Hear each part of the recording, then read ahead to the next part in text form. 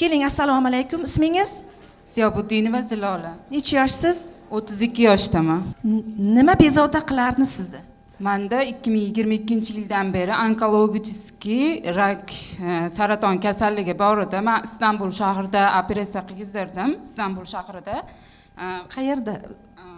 Istanbul o'zida Bolga xastonasi. Rak qaysi organda? Bachadonda. Eshityapsiz, chunki bugun juda ko'pchilik ayollarimizni aynan shu xastalik tufayli onkologiya eshigida qolib ketdik, do'stlar.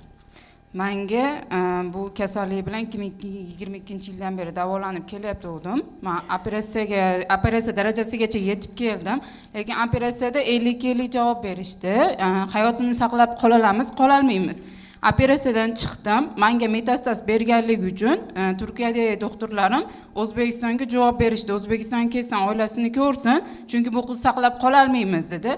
Men O'zbekistonga keldim. 2023-yilda 24-fevralda kelganman. 3-martda Respublikanskiy onkologiyaga keldim. Onkologiyada davolanishni boshladim. Ilk menga bergan nimalari, muolajalari kimyoterapiya, radioterapiya. Men unda og'irlashishni boshladim. Oyoqqa tura olmaydigan holatda 63 kilo vazndan 38 kilo vaznga tushib qoldim.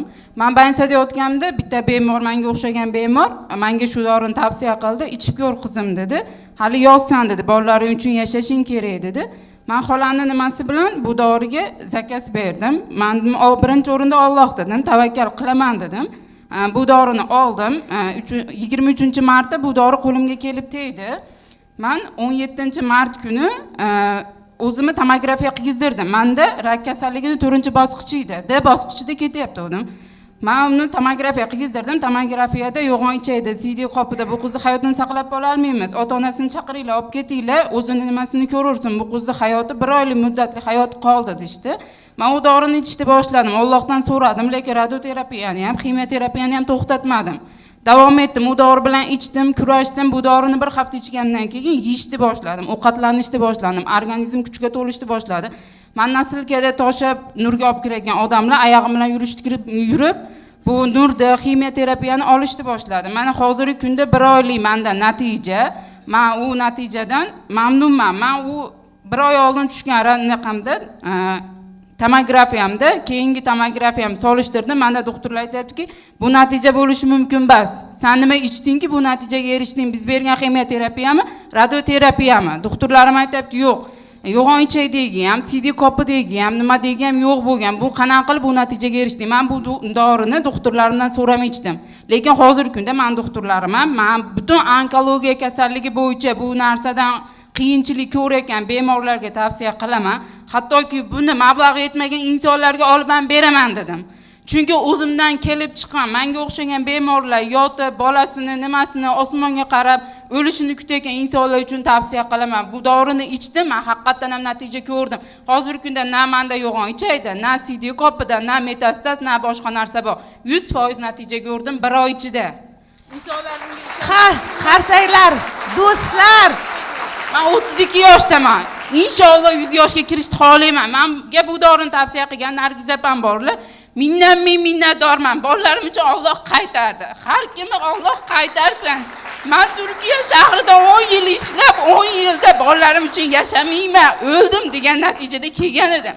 Istanbuldagilar ham ko'rsin, men oyoqdaman. Xudo xolasa inshaalloh 15-iyulga biletim bor. Men Istanbul onkologiyasiga borsam, xonimga borib, men hali ham oyoqdaligimni, hayotda yashayotganligimni, bolalarim uchun yashashim kerakligini men bu dorini tavsiya qilaman. Kimki bu kasallikda yotgan bo'lsa, hamma uchun tavsiya qilaman. Hech kim onasi, farzandlari bu kasallik bilan bu yotgan insonlarni ko'ziga mung'ashni xohlamayman. Hatto butun respublika onkologiyasi ko'rsin. Meni o'ladi deb uyga javob bergan insonlar ko'rsa, men hayotdaman, yashayapman. Hozirgi kunda 55 kilodaman. Oyoqqa turdim. Eng birinchi bor rahmat aytaman. Nargiz opa, har doim bolalaringiz rohatini ko'ring, sizda insonlar ko'paysin. Men bu dori bilan nima bo'lib chegaralanib qolmadim. Nargiz opa menga har kuni dars berdilar. Hayotga qaytishimga, bolalarimga talpinishimga, onamga dars berdi. Hozirgi kunda onam Nargiz opamdan ming rahmat aytaman. Nargiz opa, bolalaringiz rohatini ko'ring, sizda insonlar ko'paysin. Hamisha davringizda sizda insonlar bo'lsin, hammaga yordam bersin. Hech qachon yengilib qolmanglar, bu narsada yengilmanglar. Harakat qilinglar, sizlar ham davo topasizlar. Hammaga tavsiya qilaman bu dorini. azizlar, vrach sifatida til ojiz.